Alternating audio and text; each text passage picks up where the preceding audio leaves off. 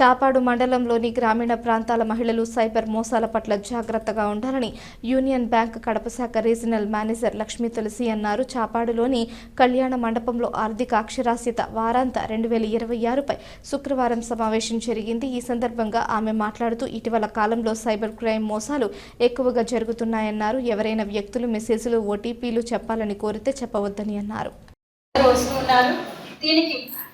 ప్రత్యేకించి ఇవాళ ఎందుకు ఈ మీటింగ్ పెట్టుకున్నాము అని చెప్పి దాన్ని రమ్మని కోరితే నేను ఇవ్వడం జరిగింది.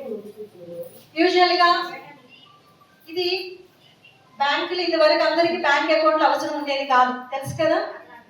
నేను చెప్పినట్టుగా PMJDY రాకముందు అందరికీ అకౌంట్స్ పెద్దగా అవసరం లేదు.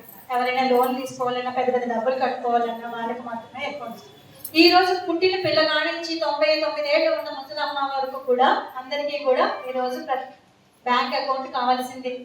వాళ్ళకి ఏమైనా అవలవెన్సులు కావాలన్నా, పెన్షన్ కావాలన్నా, మీ అందరికి ప్రతి ఒక్కరికి కూడా కావాల్సింది. ఇంటి SHGలు వచ్చిన తర్వాత మీ గ్రూప్ మెంబర్స్ అందరికీ కూడా ఆడవాళ్ళు, మగవాళ్ళు, పిల్లలు, పెద్దలు ఎవరు.